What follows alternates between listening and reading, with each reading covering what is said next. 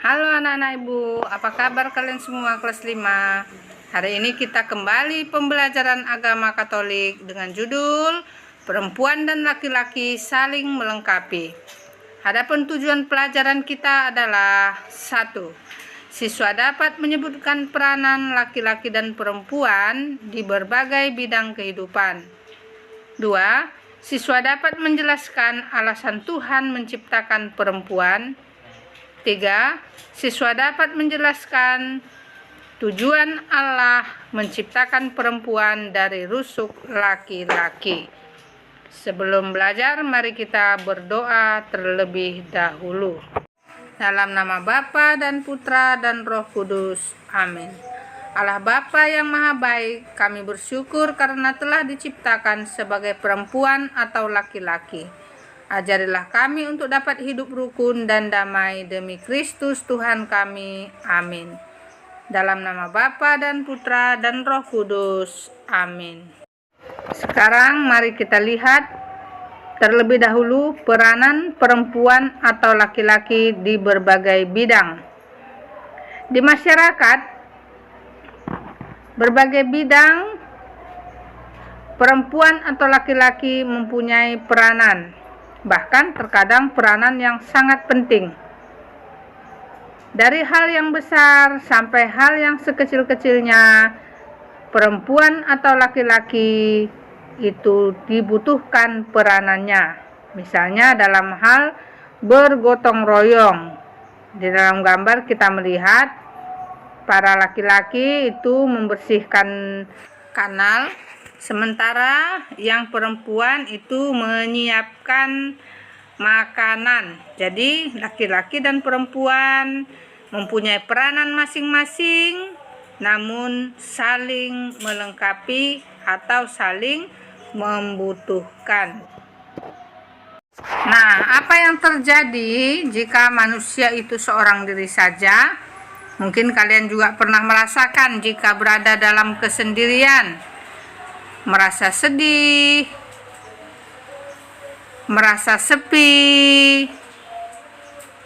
tidak ada teman untuk bercerita atau bermain, bahkan mungkin merasa ketakutan, ya,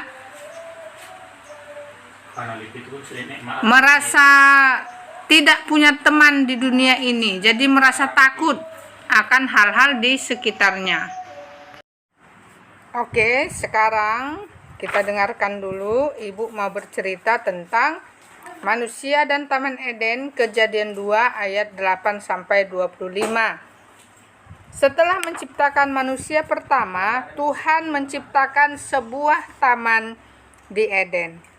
Tuhan menumbuhkan banyak pohon yang dapat dimakan buahnya, dan di tengah taman tumbuhlah sebatang pohon yang menarik dan indah yang dinamakan pohon kehidupan yang memiliki pengetahuan baik dan jahat.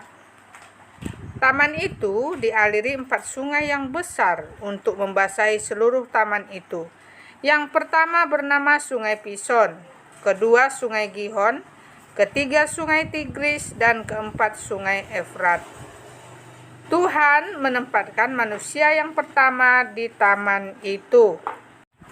Oleh Tuhan, ia diberi tugas untuk mengusahakan dan memelihara taman itu.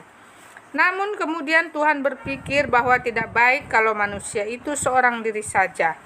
Lalu Tuhan membentuk dari tanah segala binatang hutan dan segala burung di udara yang membawa semuanya itu kepada manusia.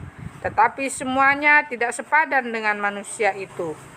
Manusia itu tetap merasa diri sunyi dan tidak memiliki teman untuk berbicara atau bertukar pikiran. Lalu Tuhan membuat manusia itu tidur nyenyak.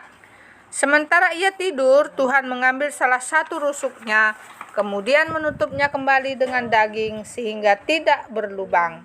Dari tulang rusuk itulah Tuhan membuat seorang perempuan.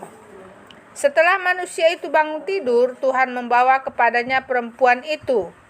Melihat perempuan itu, berkatalah manusia itu, "Inilah dia, tulang dari tulangku dan daging dari dagingku. Sebab itu Seorang laki-laki akan meninggalkan ayah dan ibunya dan bersatu dengan istrinya, sehingga keduanya menjadi satu daging. Nah, anak-anak sekalian, laki-laki dan perempuan diciptakan sepadan. Itu berarti laki-laki dan perempuan harus bisa bekerja sama, saling menolong, saling melengkapi, dan saling menghargai. Oke, sekarang tugas pembelajaran yang akan Ibu berikan. Yang pertama, jelaskan alasan Tuhan menciptakan manusia perempuan dari tulang rusuk laki-laki. Yang kedua, apa perintah Allah kepada manusia itu? Oke anak-anak, sampai di sini pelajaran. Mari kita tutup dengan berdoa.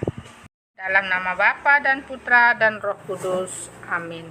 Tuhan yang maha baik, kami bersyukur karena telah Kau ciptakan sebagai perempuan atau laki-laki. Serta Tuhan beri kami keistimewaan untuk dapat saling melengkapi. Semoga kami dapat menjalankan kehendak-Mu dalam diri kami. Amin. Dalam nama Bapa dan Putra dan Roh Kudus. Amin.